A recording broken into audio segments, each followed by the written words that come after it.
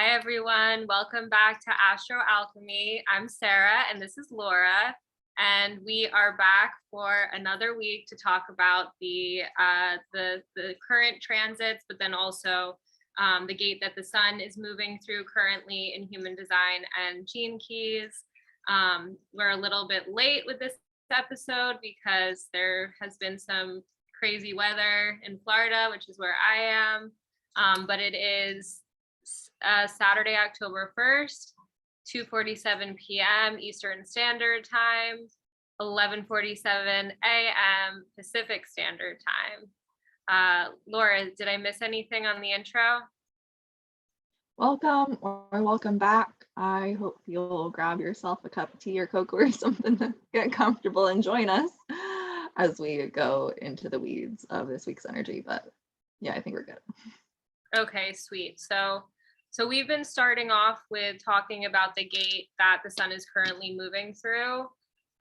So if you want to, we can pull up the gene keys or the human design chart to take a look at it. Here we go. This is, well, first the gene keys. We're in gene key 18. We're in the fifth line of gene key 18, so the fifth day of it, because each line is about a day. So sorry that we're late, but that's what you got.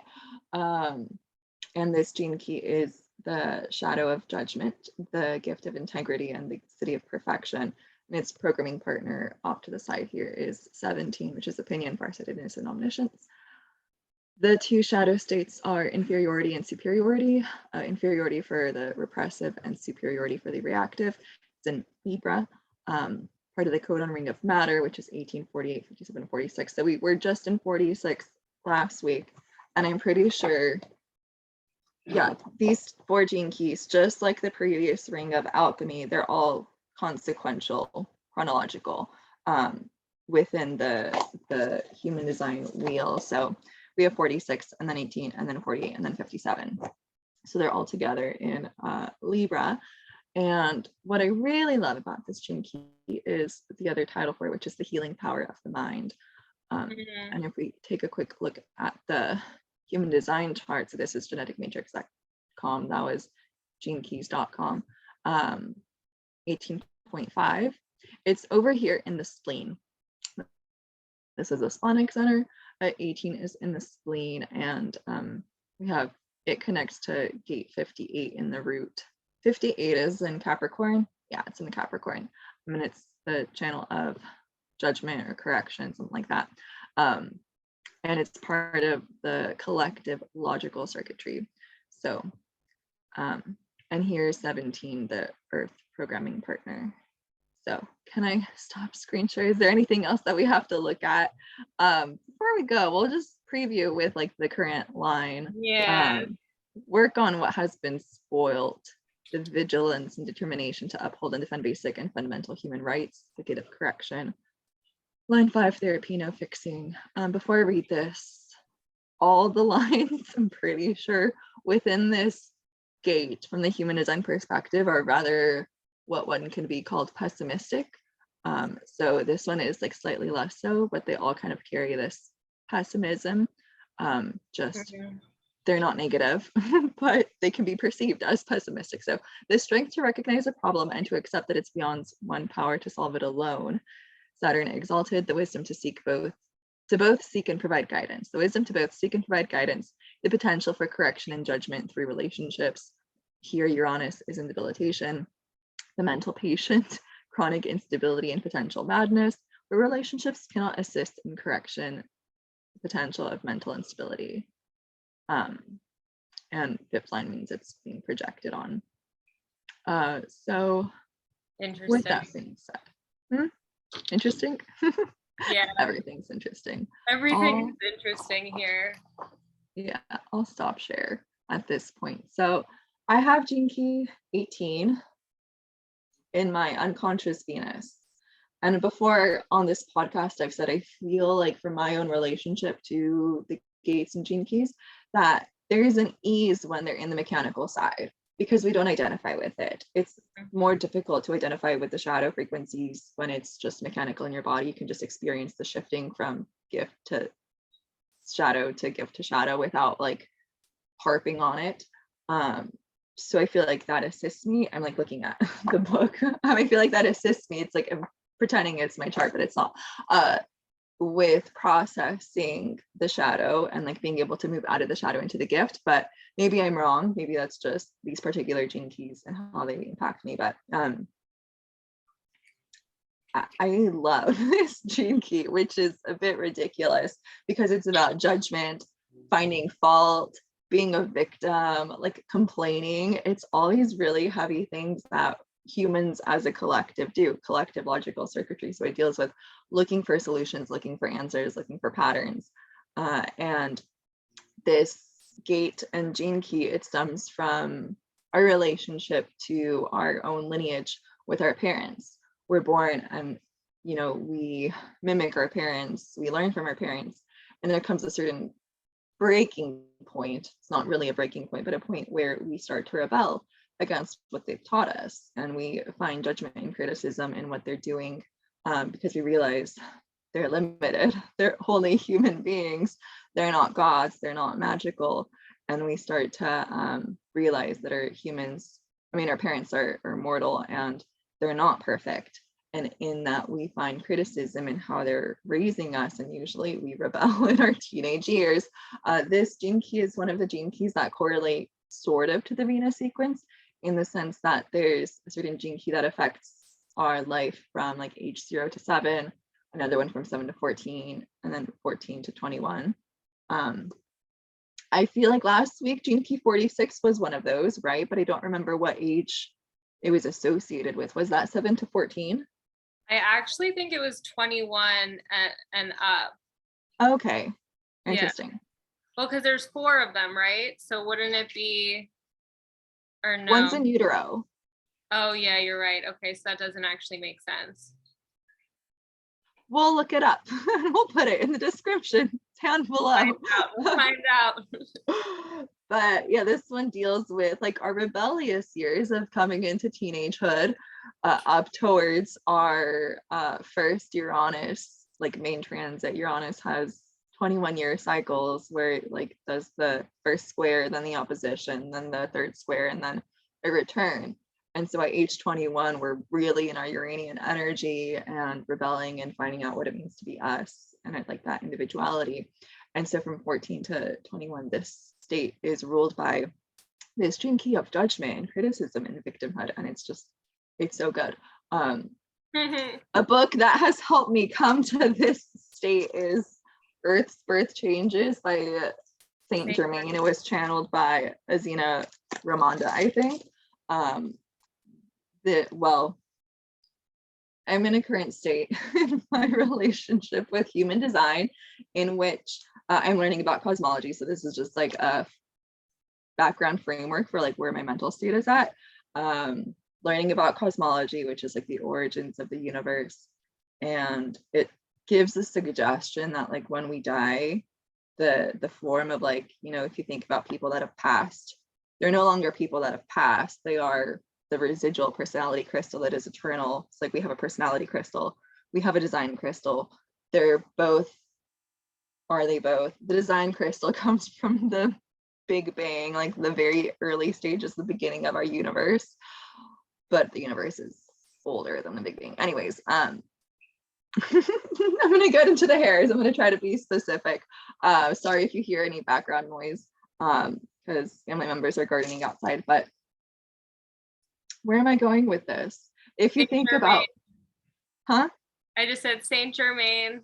Yeah, okay. So if you think about what it means to be a human being, we come into our physical form, like we have a personality crystal that is our eternal consciousness, or crystal that allows us to perceive consciousness when we're incarnate. Consciousness is subjective to being in a physical form. It's the physical form that allows us to receive a neutrino stream of information that we can process with self-awareness and be aware of everything that's going on and have our I am stream of thought consciousness. And so when we die, I haven't gotten yet to this part in cosmology with human design, but it's my impression that when we die, the whole I am awareness is no longer there, because that's dependent on being connected to the form. And so if you think about people who have passed away, we have like that imprint in our memory of who they are, but that what remains is a personality crystal, which is like the eternal part that keeps reincarnating from form to form for multiple like past lives or future lives. But the identity of, you know, me when I die, it's not going to be Lora, because Lora is dependent on this physical body. It's like all the whatever allowed all the past lives that I've had to exist. So Saint Germain, I bring this up to explain. Saint Germain is an entity that has had incarnations, whether that is just speculation or real. Can't prove it, we don't know, but Saint Germain is an entity that was channeled by Azina Ramonda, and Saint Germain refers to itself as that I am, or all that I am, just I am, like I am consciousness, rather than like being someone or something that has incarnated into human form. Anyways, that's not necessary. Fun facts, but the point of this bringing up this book is that within this book there's a lot of information about this concept of judgment and how we are all one, and when you judge someone else, you're really like pointing a finger at someone for you, or pointing back at you. But it's understanding that there is like this huge relationship to the concept of judgment and duality and yin and yang nature. Anyways, I highly recommend it. Like this book is like old and used and falling apart, but if you want to get deeper into this gene key from a different perspective, I recommend that book. But like connecting back to the gene key itself, with it being 18, it deals with our ability to recognize when you see something that you criticize or judge in someone else, you are manifesting your reality from your own hallucination that is your brain. Like your perception of the Maya, your perception of reality, it's dependent on your own brain, your own receptors, your own neurological signals, and you're creating your reality. Our friend Donna Lynn, who was part of this group before it became a podcast, Astro Alchemy, she would say that, you know, your life is a Xerox machine. You are constantly Xeroxing and copying whatever is going on inside of you, and it's showing up in your external reality. And so if we find things that we judge or criticize externally of us, it's an indicator that there's a root somewhere within us that is creating that connection for us to be aware and to notice what needs to be corrected. The point of this gene key is to better society, to evolve, to improve. It's noticing what is vital and essential for, you know, correcting the collective energy. And so it has like this really magical beauty of it because it's all about evolution and just constant improvement on oneself. But like when we get caught up in the victim state, we see what's wrong without having the ability to see how it can be corrected or see what can be changed, and we just get fixated on what's wrong rather than what can be right. Anyways, especially like with our parents, we see our parents doing things and we criticize them, and especially with our young adolescent minds, we harp on like everything they're doing wrong without realizing like they're just doing the best they can from their own conditioning, their own life experience, and their own experience when they were 14 to 21 years old, getting that conditioning from their parents. Like it's a never-ending cycle.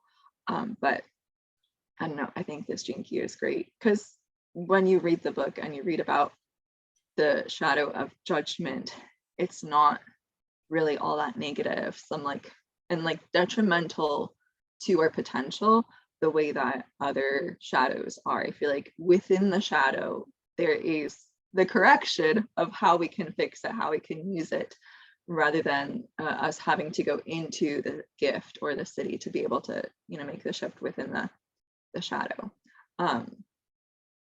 The gift is integrity, and it deals with, you know, holding yourself accountable in that process. And I feel like I like to harp on the shadows. The city is about the perfected form of everything is already inherently perfect in all its flaws. And that when you realize that and accept that, like you don't need to correct anything, it just brings like this state of natural evolution that happens when the energy is there for it to be corrected. And like from the human design perspective, it's the awareness, it's in the spleen, and the spleen deals with instinctual awareness in the now. It's a knowing center, so it knows what's wrong or what needs to be changed, but it's not necessarily the energy to do the corrections. Like just like with our reading of line 5, you realize you need someone else to help you along with the process of correction. You can't do it on your own. It's a collective energy.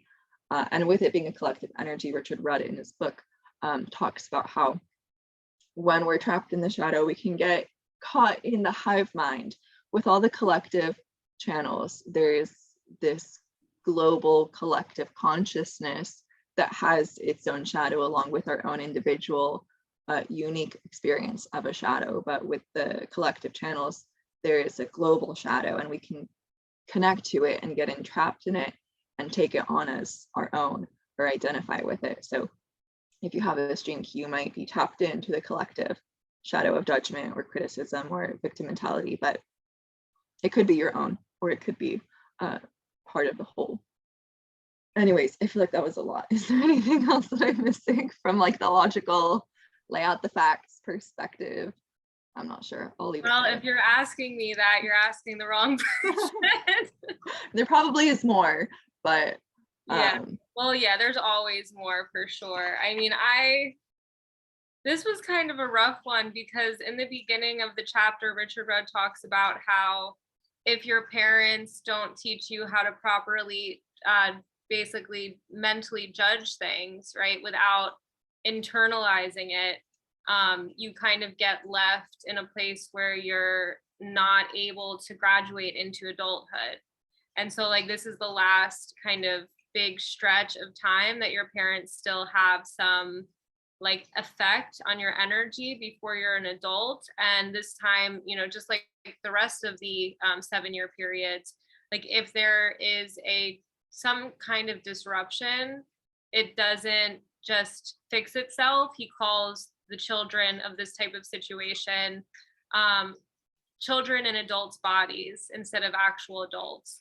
And I kind of felt sad about it. Honestly, I was feeling when I was reading it, I was like, yeah, you know, this is the idea of arrested development, which I feel like I've had multiple moments where I've touched on the show. But there's a lot of some of our parents are children in adults' bodies, right? So how are they supposed to teach that final level of transition and evolution if they still are stuck in their own childhood? And so that was, you know, that was something that I felt was an interesting aspect of him talking through the final 3 phases. But the perfection is that every time, the perfection from the 18th key is that every time that you come into contact with something in your material reality, it's a reflection of what's going on internally, right? And so that is just saying that all of the, let's say, missteps or the missed opportunities that you had to evolve as a child that, you know, just it weren't able to happen will consistently come through and show up for you in your external reality in order for you to kind of close the loop and close the pattern and realize the perfection of your life. And, you know, some people are, I think this is what we would call individuation. What Ra would call it would probably be living correctly as yourself. But, you know, the problems and the solutions still seem to be the same, which is like becoming more correct within yourself, which is what I think the theme of individuation is anyway. And like kind of separating the different aspects of you from who you are as a whole. So those were some things that I thought of right off the bat when I was reading this. The other thing was, you know, judgment isn't negative inherently. However, there is this quality that if we're judging people, like it hurts us and it hurts them, and we're putting out this negative energy. And so, you know, some of us are addicted to judgment and on the shadow side. And so just being aware that it's like when you're doing it to someone, when you're doing it to yourself, you're double doing it to yourself. But when you're doing it to someone else, you're doing it to yourself and you're doing it to them. And so, you know, it kind of gives you the opportunity to like really treat people how you want to be treated. If you're thinking about the fact that like, if you're thinking negatively about someone, it's really only affecting you and maybe like just adding more negativity to the world's negativity pool.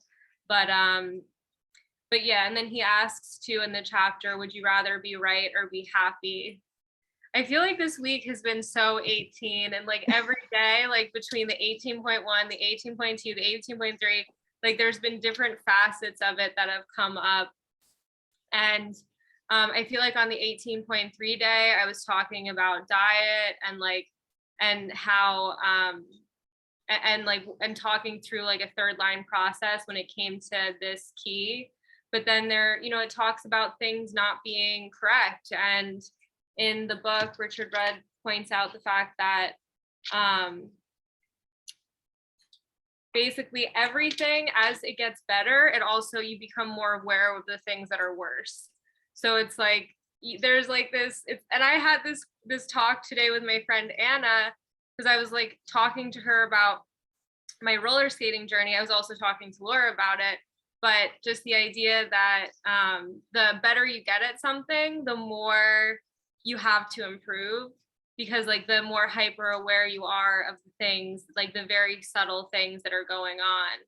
And so I feel like it's in that way, like it's a spiral, like this idea of perfection is a spiral that just keeps getting tighter, but it never reaches that kind of final point of perfection.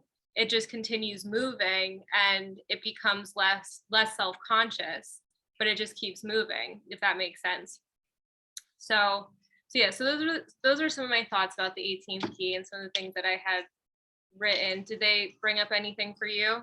Yeah, 3 things, I think. So I'll see if I can remember them. The first is about the 7-year cycles. I think even though we have that programming period from those ages, and if you don't, then, oh, you missed the boat, but like life's always going to present you with whatever is needing to be fixed, haha, gate 18. But I feel like because we're constantly moving in the present, like there only ever is the present moment. The past, you can't really go back, you have your awareness of it, so you can time travel with your mind and memory. But I feel like we have the potential to say, okay, like that starts now, I'm going to relive the energetic imprinting, and we can go through that 7-year process regardless if we miss the boat the first time, and it can start at any point. And I feel like that happened because like when I was 14 to 21, my parents were in integrity. There is a lot I criticized about them, to the point where I moved to the other side of the country to get away from them, because I was really in my gate 18, and like my sister also has gate 18, kind of the same thing. And it was only moving back and being here and the help of this lovely book that I was able to go through that process. And it's a lot easier now, and like you can heal, I feel like, anything relational with people and come to a point of peace, because everything's constantly mutating, and you know, it all comes from the inside out. So like if you change on the inside, your external reality is going to reflect that internal mutation. So it's possible. So it's not like, you know, it has to happen within that age, because for most of us, like Sarah said, it doesn't, because our parents are also children in adults' body, and then their parents were children in adults' body, and it goes way back.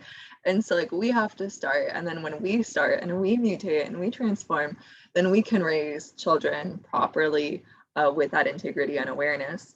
That was point 1. I already forgot the other 2. Point 3 was about the perfection. Your spiral thing made me think of this, of like how we're constantly spiraling, and that spiral is getting tighter and tighter, but we never reach that end point where everything's perfect. Well, first, if I can really relate with like my own ballet technique, because I've been dancing for a Jupiter cycle, so 12 years. Yeah. And in the beginning, you don't know anything, so you're just having fun and going at it. And then it's like when you know all the stuff that you know, then like you can really harp on. I feel like my favorite word of the day today is harp. You can really harp on all the little things that are wrong that you're now aware of, and it just, you know, there's so much more to correct when you're aware of it. But in terms of that spiral having or not having an end point, Richard Rudd brings up something that I'm learning in cosmology, which is there is an end point. And I've told Sarah this past week with this. I remembered point 2, but with this gene key, it's not even this gene key. Like this past week, since I've gotten into rave cosmology, first off, last week we talked about the word nihilism, and I did look it up, and I already forgot. Like I was gonna ask. my right brain won't be able to recall, so we can look it up live in living color here with you. But there's different definitions for it. There's general nihilism. There's nihilism from like a philosophical sense, to have a nihilistic philosophy, and there's also like a Russian political party. So different things. Not the But third one. the Russian political party. Yeah, it's not that. Yeah, not that one. But nihilism is that things don't have an inherent meaning to them. Things are meaningless, and that's the definition. But the philosophy, I think, more pertains to existentialism, and that there is, no purpose to existing, or there's no reason to existing. I forgot. We'll look it up. So I was thinking about nihilism then versus futility, because futility is that there is no inherent purpose or functionality to something, and that's different than something not having meaning. Anyways, cosmology is both nihilistic and not. Like, it can pull you into a deep pessimism and nihilism if you get into it, which use your strategy and authority to see if it's correct for you. But there's because raw human design to us is very pessimistic and nihilistic, and so he flavored human design from his own bias, but human design chose him to be the spokesperson. Well, not human design, but the neutrino bundle chose him to be the spokesperson, and so it's supposed to have this nihilistic quality. Anyways, with that, what I found out is that humankind has an expiration date. Like, we're not going to be here forever. We can think about that in terms of like, oh yeah, the sun's going to die one day. That's like thousands and thousands and thousands of years in the future. We'll survive. I feel like this is my splenic center, like being like, oh yeah, we're good. And whenever I tell myself like, oh no, we only have about 1,000 more years of having humankind on the planet, my spleen goes like, what? We're dying, do something, save humankind. With like trying to survive, trying to protect the existence of humanity. And so it's been a very heavy week for me emotionally, because I've been grieving the not yet culmination of death for all of humankind. And it's been fun. Just an average Saturday over here, guys. It's been a hoot. Crying in the shower, thinking about all the humans that are going to be gone and how we won't get to reincarnate anymore. But in this gene key, Richard Rudd in The City talks about this point where we're going to reach that perfected form in our evolution of our awareness, where we're not going to need to reincarnate anymore. We're going to become something else, not as our individuated forms. Who knows what the future holds? I feel like we have like a point of no return, like it's like dealing with like quantum physics and black hole theory of, you can't really see what's in a black hole because it's just so dense. Like, there's so much matter packed in that it just appears black because it sucks all the light out of it. But like, when you actually pass through the black hole, there's another reality on the other side. I feel like that's where we're heading, to an eventual black hole in the next 1,000 years or so, which is pretty crazy. But like, who knows how long it's going to take? Time is relative. Time doesn't mean anything. Time is not part of it. To think that it'll take billions of years for us to reincarnate as a differentiated non-human form.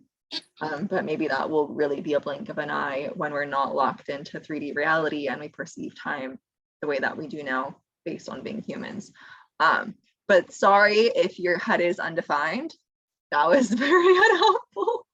I feel like for me, with my defined head, I can think about things and like put them in little boxes and like be obsessed with it and then like move on. But with someone with an undefined head, like it's amplified. And so sorry if I'm making you think about things that aren't correct for you to think about. Not my intention. My second point was, we've been in Gene Key 18 for longer than this past week, because Mercury is stationed retrograde in 18.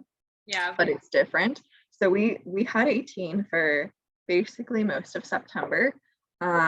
Looking at my ephemeris, actually it started at the end of August, with August 30th with Mercury there, and then it went all the way until like September 19th, but then Venus wasn't. Oh no, then the Sun, then Venus. I don't know.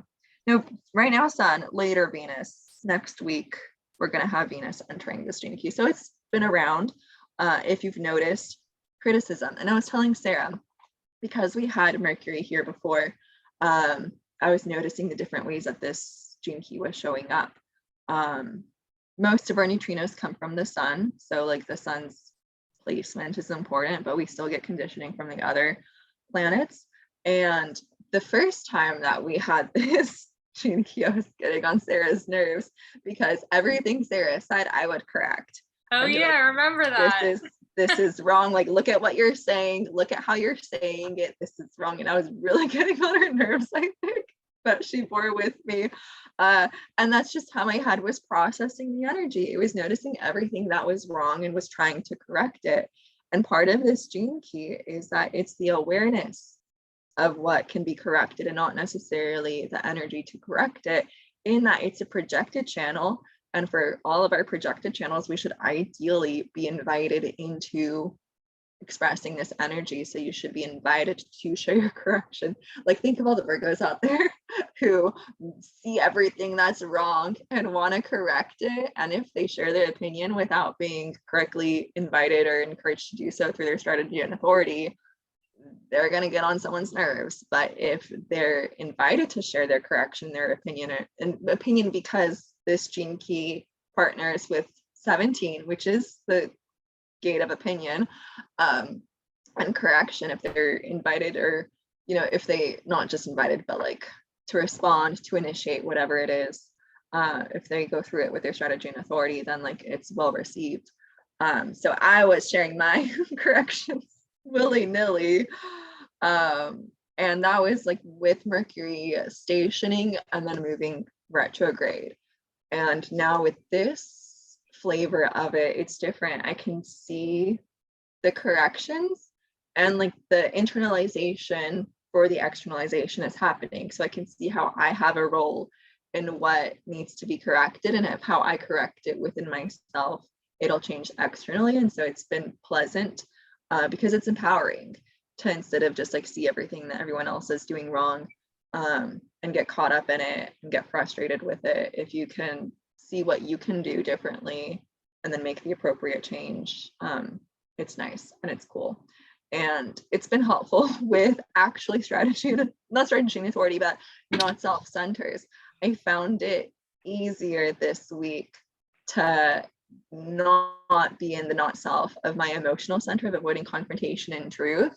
Usually I would just avoid confrontation and truth as much as I possibly can, because if you have an undefined emotional center, you know that when you have to like stand up for yourself or like be truthful in a situation, there's a distortion of the emotional energy as a repercussion of that interaction, and it's a lot and it's intense, and because it's amplified, it's distorted. But I was able to be confrontational and like face my truth in my personal life with family members, and it was nice, and there wasn't crazy distortion. So I feel like 18 is to thank for that. Only it's a short transit, it's going to pass us by, which is fine. But eventually we'll have Mercury go over these degrees later. So I feel like this energy is still going to be with us in October, because Venus will be in it, and then Mercury, after it goes direct, will go through it again. So on other notes, with Mercury retrograde in our household, all the appliances seem to die on us, and it's fun. I told Sarah, but like usually it's appliances, like oftentimes it's our washer or dryer for our clothes. I feel like the last one, it was our dishwasher, and we still didn't get it fixed because part of us wants to do it ourselves and it's a lot of work. So no dishwasher. And this time it's our microwave. It turns on and the plate spins, but nothing gets hot in there. Like there's no mutation going on in the microwave. And like the handle broke off our freezer. It's fun. It's just like, let's all be handymen in our household, whatever Mercury is retrograde. I know other people experience like relationships coming up, but for us, it's very like physical with technology.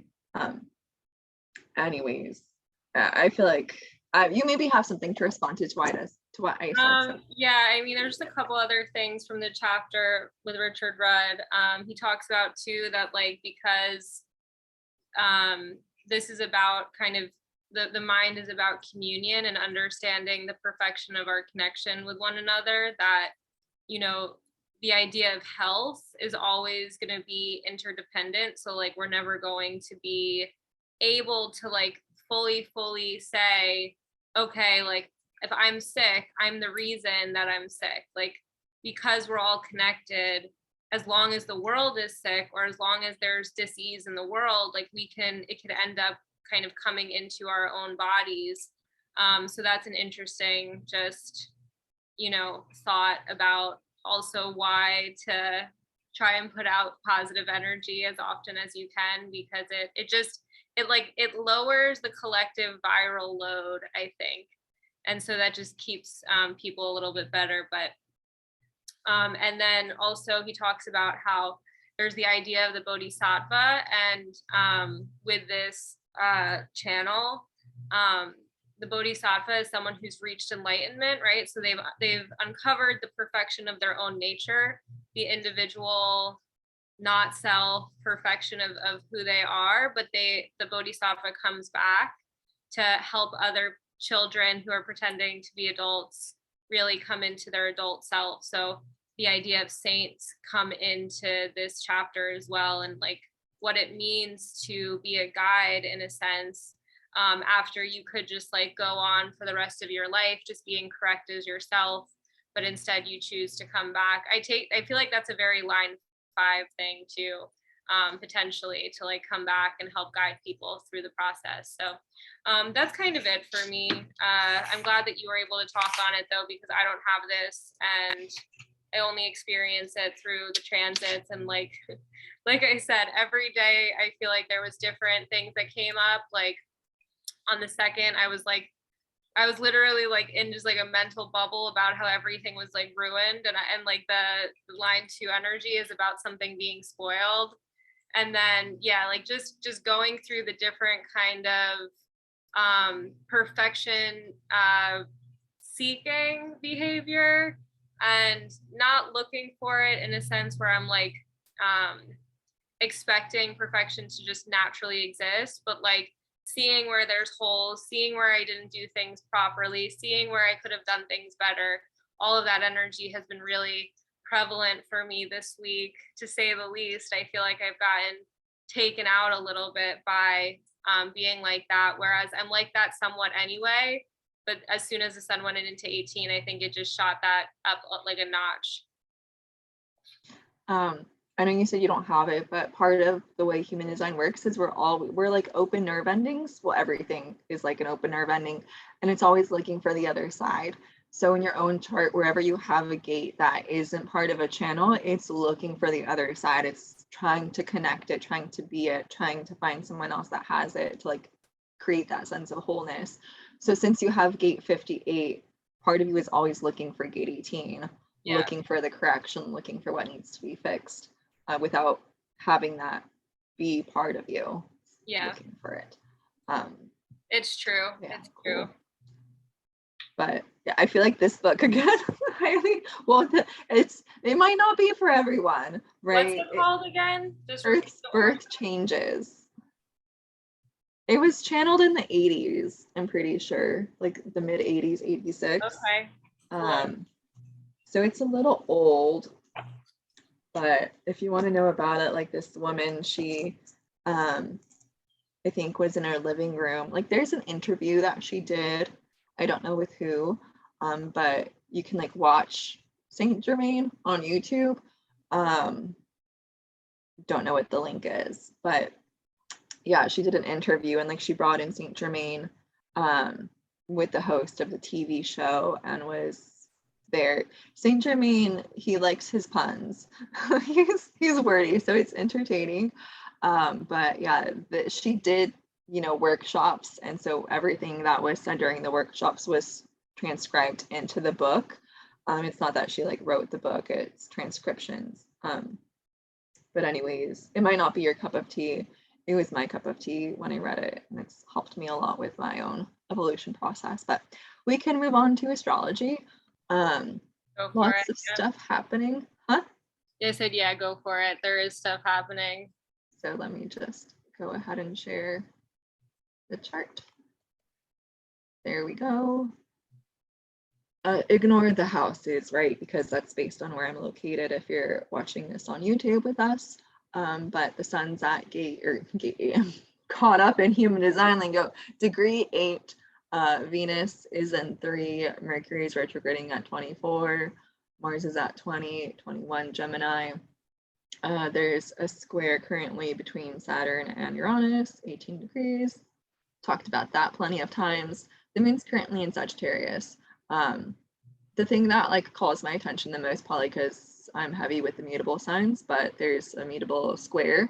Mars at 20 degrees, Neptune at 23 Pisces, the moon at 22 Sag, and Venus at 24 Virgo.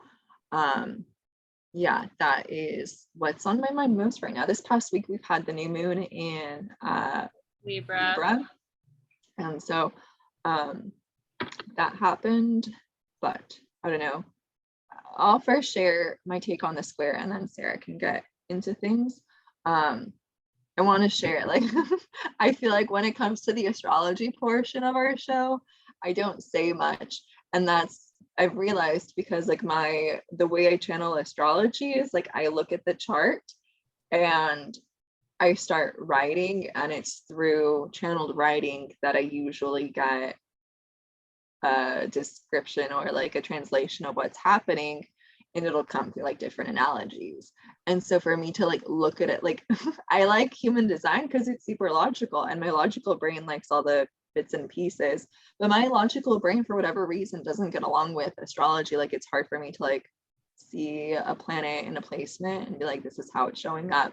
I have to let my brain channel, and so I have been avoiding that because stepped away from astrology.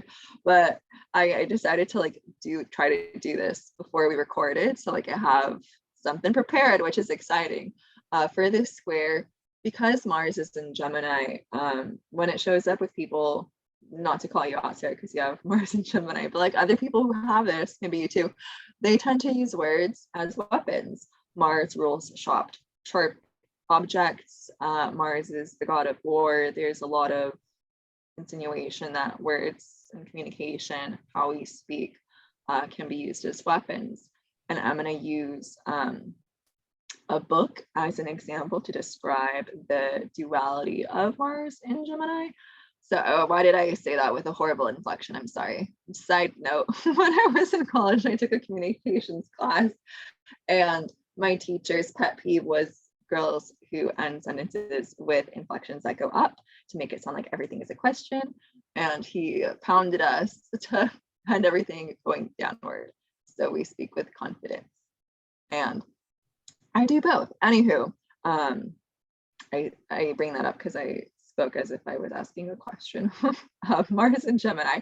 So Sarah introduced me to the Wheel of Time series on Amazon, and I got hooked into it, and my little brain was like, I need more. And so I'm going to read the whole series, which is 14 books. But instead of reading, I read and do audiobook at the same time. And so I did that, and I committed to, digging into it all and obsessing over it. And then I had to do it again because one time wasn't enough, because you don't have the foreshadowing and like the hidden knowledge that you do, after everything happens, and like the subtleties.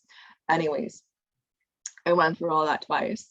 And within the series, if you're a nerd and like the series like me, there's a certain people called the Yael, and they are known as being warriors, and they're super violent, and they're always getting into fights, and they're very martial in that sense. And yet they never use swords. Like they'll use spears, they'll use bows and arrows, but like they will not use swords. And the reason why they don't do that is because a sword is only a weapon. You can use a spear to fish, you can use an arrow to hunt, you can use other tools in different ways, but a sword is only ever meant to kill another person. And yet these people are always killing other people. So it's slightly ironic, but like that gives a suggestion with Mars of like, we have tools, and our tools can be used to build us up, to help us survive, to help with the, you know, corrections and empowerment of our collective, or they can be used to tear someone down and to like point blame and accuse and get into the heavy side of Mars. So like all the mutable signs have a duality to them. And so I feel like Mars and Gemini is this kind of energy. And there is another analogy in the book that like has the same, you know, nuance, which is like a hammer. A hammer can be used both as a tool and as a weapon. I mean, if you think there's like different types of the character that goes through this process of like learning about whether or not he wants to use the tool as a hammer or a weapon. He's a blacksmith, so he understands the formation of a hammer and how a hammer can be used to create other tools. Anyways, it's cool if you know what I'm talking about and understand Mars from this perspective. Anyways, we have this martial energy which is present, and if we're caught in the shadow of Mars and Gemini, to use Richard Rudd's, you know, terminology, we can be caught up in trying to hurt others or to make ourselves more correct or try to win an argument or do this or that. And yet we can also use it to, you know, empower ourselves or to create something new and to use it for creative, fertile purposes. And then with Mercury and Virgo, I feel like there's this quality of like being able to get into the details, get into the nitty gritty, and like focus on things and you know, use our minds as tools to like hash out the details. And then with Neptune or Pisces and Neptune and Pisces, there we go. There's this quality that like whatever we do will permeate and affect everything else. And it's just like this nuance that, you know, everything ripples out and affects different things and it's all connected. And so, and then the moon's in Sagittarius, bringing our awareness to it with philosophy. So like whatever is going on this week, realize that your words have power and you can use that power to create small actions that will ripple out and affect the world at a larger scale. So that was fun to like get a download, which I haven't had in a long time. Long download with tangents and this and that. But Sarah, go ahead and talk about the astrology yourself, please. I feel like you have some really long but, you know, cohesive thought patterns this week. So 6447 helps. Yeah, for sure. Well, I mean, it's not always there. I mean, sometimes, I mean, it's always there, but it's not always.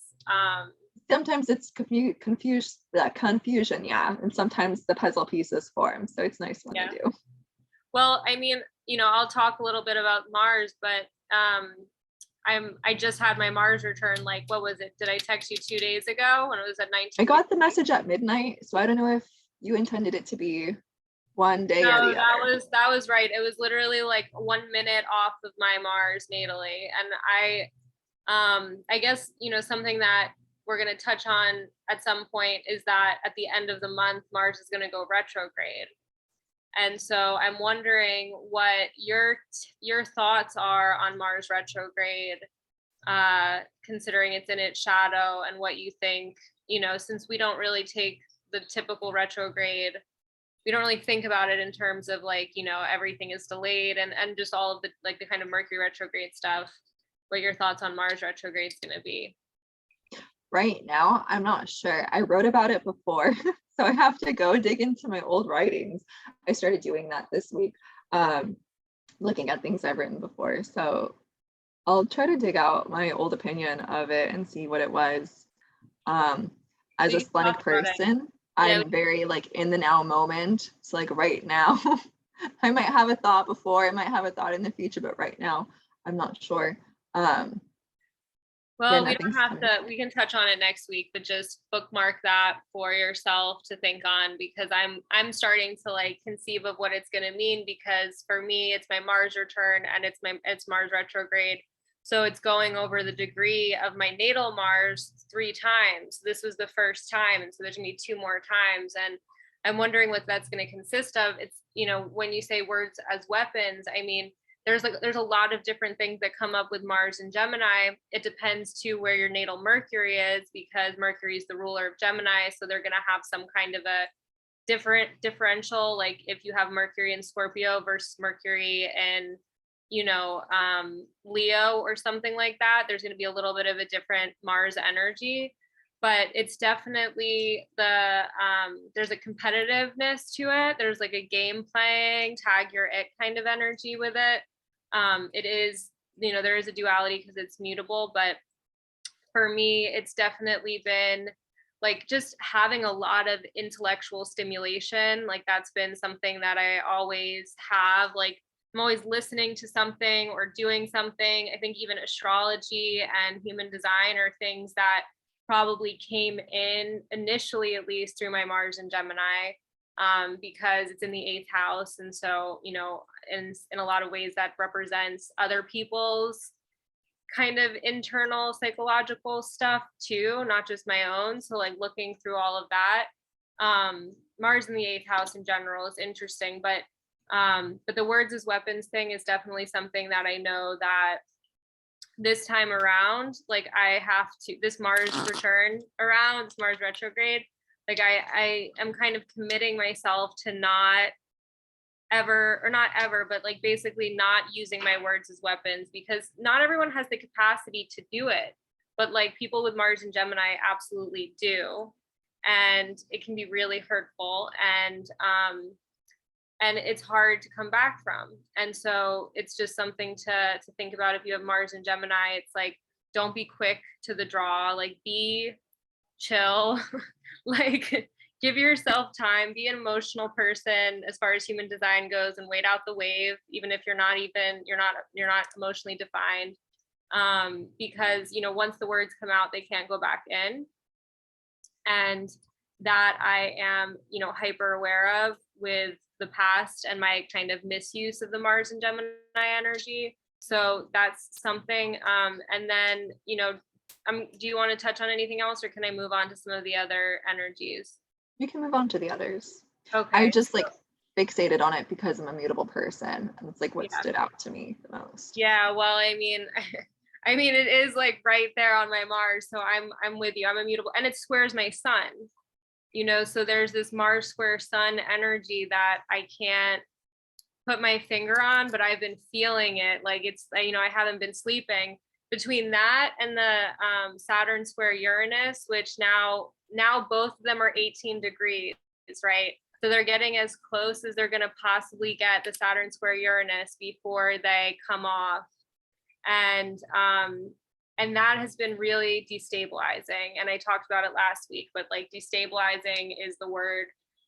Everyone, it feels like, is in some kind of a transitional space right now and doing things transitionally, and it doesn't really know where or what is kind of coming next. Not everyone, I'm speaking for myself, but a few people that I know as well. Personally, I came down to Naples like 2 days before there was like one of the worst hurricanes they've ever seen, which talk about Saturn square Uranus energy, because there's the kind of act of God, act of nature type of thing. And then the Libra new moon. I think that for some people this is going to be a really nice energy for the month, because now Venus is in Libra, but at the same time, for me, I'm like, it's in my 12th house, so it's a little bit different. Venus being at home, though, is typically considered to be good. And the new moon actually happened exactly opposite Jupiter in Aries, or maybe it was like a degree off. It was the sun and moon conjoined at Libra at like 2 degrees, and Jupiter retrograde in Aries. And I've been trying to conceive of what that means for the cycle, because Libra tends to be very diplomatic, relationally oriented, where Aries is like a Spitfire, very self-centered. And so I'm wondering what that means for the full moon and then this lunar cycle as well. What do you think? Yeah, well, it is very diplomatic, but at the same time, I feel like a huge component of this is relationships. I remember when Uranus was opposite Jupiter. I think it was those two being opposite in Libra and Aries.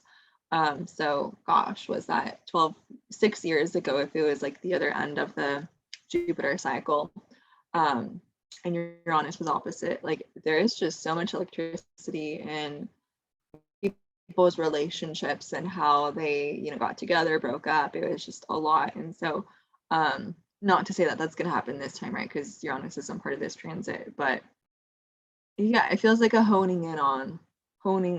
Is it a honing in? I don't know. What are my thoughts? I didn't go into my contemplative state for this transit, so I don't have a response for it, and it's hard to do it in the moment.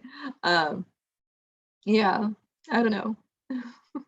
Yeah, well, I mean, I know, I'm sorry, I'm putting your splenic authority on the spot, but yeah, I'm just curious because I've listened to a couple different things, and it just strikes me as a really interesting energy for Libra season when we're moving into the while Jupiter's for in Aries, which it only is there every 12 years or so.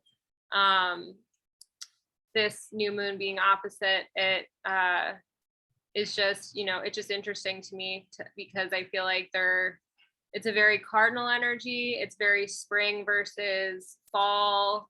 It's there's just that equal quality to both Aries and Libra, but one's more relational and one's more self. So I guess that probably covers it. But that's what each one learns from the other because they're always in harmony and relationship with one another. Like Aries is always learning how to think of the other, and Libra is always learning how to pay attention to itself. So I feel like it's a time for understanding that dynamic within ourselves.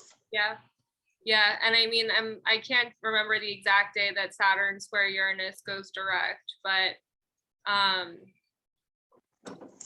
yeah. For each of the planets, I can look it up. No, Saturn square Uranus. Well, not even, but when one of them starts to come off of the square, because right now they're both retrograde, and they're not going to join.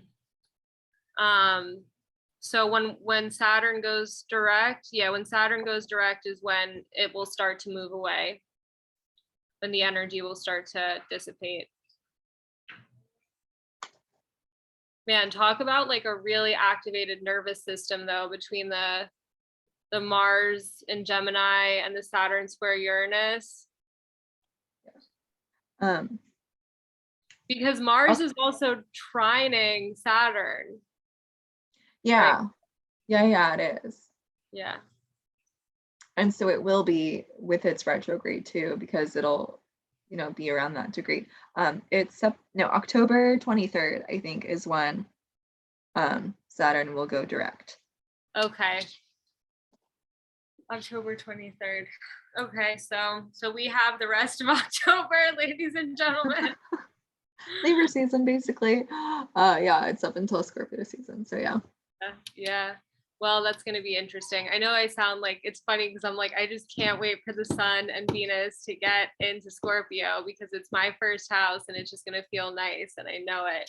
But, well, so for everyone, something we've talked about to the side about like 12th house transits, because that's what's happening for Sarah right now with the Sun and Venus in her 12th house. And I was comparing it to my own transit with Jupiter being in my 12th house. Very different length of transit. You go through this 12th house transit every year. Every year the Sun and Venus move through Libra for you around the same time, right? Because Venus isn't ever really too far from the Sun. So it's not anything that is, not to use the word extraordinary, but out of the blue or just unusual compared to like the slower transits because they happen so infrequently. Like I was using my own, like I said, Jupiter in the 12th house transit that happens once every 12 years. And if we think about, we live through 7-year cycles, that from one transit to the next, you're a different person. You've gone through life changes. So just to bring some familiarity to this transit, I don't know, maybe like look at what you're experiencing, Sarah, compared to what you've experienced other Libra seasons. Compare all your Libra seasons together to see what the main themes are and how it unfolds. Because like for most of us, it's not bad, right? It's in my 7th house. Yeah, I have a lot of friends with, well, not a lot, but I have a good amount of my friends have Aries rising. So I feel like, but for me, this last year was rough.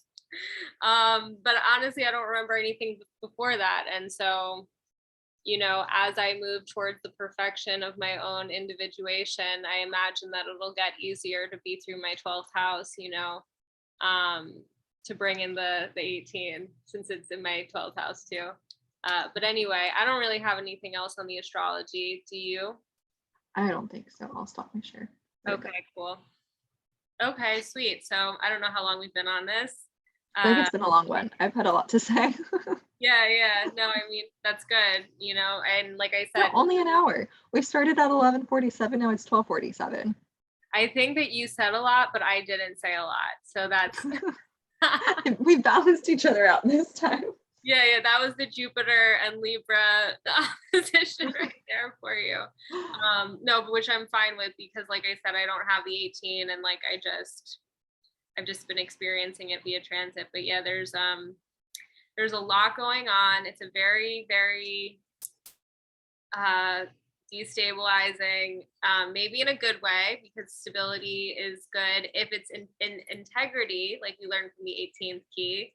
But if it's not, then we're getting stress tested to see if the thing has legs. So not to be excited for the instability, but just like knowing that eventually it'll be over, and we'll be moving and grooving without Saturn square Uranus. I have a look of curiosity on my face. I'm trying to think, like, has my own life been unstable? Have I experienced destabilization, or is that unique to you? I'm not sure. Not unique. It's not unique to me, but it may not be you. Because like other people in your life have also felt destabilization, right? Yeah, well, and yours too is in the 2nd and 11th. So yeah, so that would be like resources and friends / hopes and dreams networks, things like that. So yeah, I feel like there's a difference between destabilization and instability. Whether something is actively taking away a stable component, or if the static state is to be in like unstable. Play on words. Fair. We didn't look up nihilism. I know, that's fair. And I'll look up nihilism for the 3 people that listen to this, so that they know what it means. But no, I mean, I think that's fair, and I think instability is just as likely as destabilization. So like if there was an underlying instability that led to the destabilization, then, or if one or the other happened, like it's all Saturn Uranus to me. Extreme skepticism maintain that nothing in the world has a real existence. That's the philosophy, but the rejection of all religious and moral principles, the belief that life is meaningless. And then it's skepticism that nothing, so it's like existential, like does everything, is anything real? Which I feel like I often have, because I talk about, you're experiencing a hallucination of your brain, and who's to say that your brain's real? Like, can't prove it. Are you going to cut open your head and show me? No, you're not. So there we go. But then, yeah, it's a Russian revolutionary party, which That's rough. Yeah. Interesting. That's definitely rough. I think I'm going to share this on my Instagram, the YouTube channel, though. I haven't done that yet. You want me to tag you? I thought you undid your Instagram. All right, you went back to it.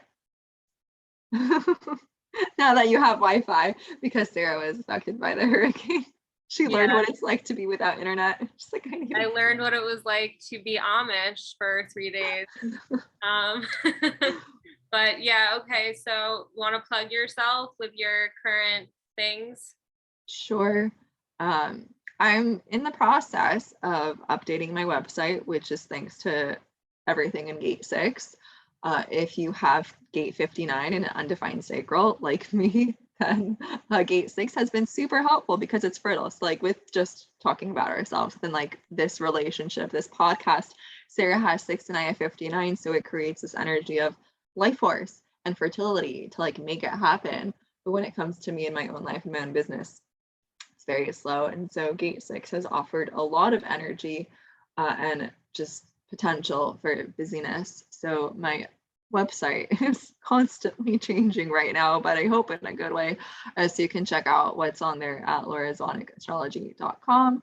But yeah, I think that's it. And I'm back on Instagram at thirdeyekis, and you can email me at thirdeyekissastrology@gmail.com. I'm really just doing readings 1 day a week, but if you have any other questions, comments, concerns,